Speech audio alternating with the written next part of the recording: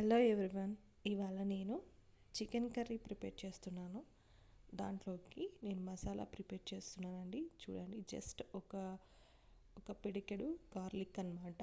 ఇది 1 kg క్వాంటిటీకి.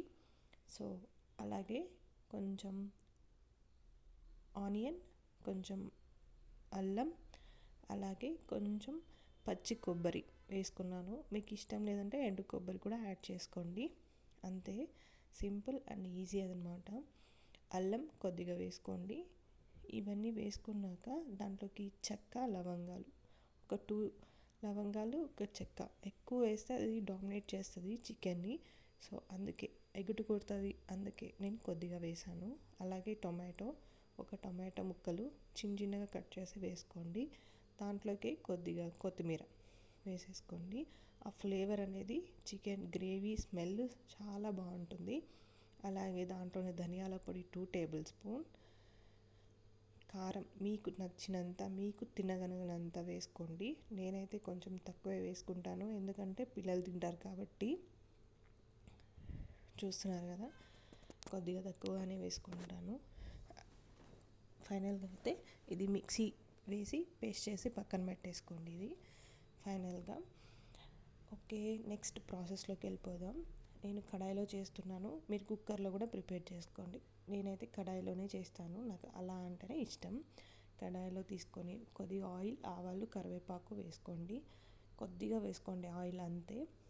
ఆ తర్వాత చికెన్ని ఒక 5 to 10 టైమ్స్ బాగా వాష్ చేసి వేసుకోండి. ఎందుకంటే ఇప్పుడు చికెన్కి చాలా ఇంజెక్షన్స్, అలాగే బయట నుంచి తీసుకొచ్చేటప్పుడు చాలా ఉంటాయి కదా డర్ట్ అంతా. సో చాలా వాష్ చేసుకోండి. ఇలా చికెన్ ఒక 50% కుక్ అయ్యాక దాంట్లోకి హాఫ్ టమోటా చిన్న పీసెస్గా వేసుకోండి. నేను ఎప్పుడు చేసిన గ్రేవీ ఇలాగే చేస్తాను, పర్ఫెక్ట్గా కుదురుతుంది నాకైతే. మా ఇంట్లో పూరీకి, చపాతీకి చాలా ఇష్టంగా తింటారు, దోశకి, అందుకే. అలాగే నేను అప్పుడే ఆడించుకున్న పేస్ట్ని ఇలా వేసేసేయాలి. వేసేసి బాగా కలిపేసుకోవాలన్నమాట. ఇలా ఫుల్గా నీట్గా కలిపేసుకొని మసాలా అంతా దానికి పట్టాలి. అలా పట్టేసి జస్ట్ ఒక 15 minutes అలా వదిలేసేయండి. పర్ఫెక్ట్ కుక్ అయిపోతుంది. తర్వాత దాంట్లోకి చికెన్ మసాలా, చికెన్ మసాలా వేసాను నేనైతే.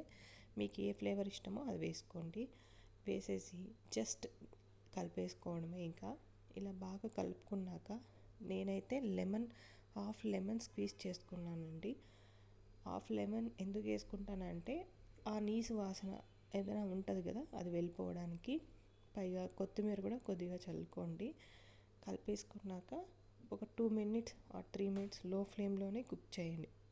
మీకు ఎంత క్వాంటిటీ కావాలంటే అంత క్వాంటిటీ గ్రేవీ చేసుకోవాలంటే కొంచెం వాటర్ ఎక్కువ వేసుకోండి. లేదు గ్రేవీ పల్చగా అయిపోయింది, ఏం చేయాలో అర్థం కానప్పుడు కాస్త ధనియాల పొడి, 1 స్పూన్ ధనియాల పొడి వేసుకున్నారంటే పర్ఫెక్ట్గా సరిపోతుంది.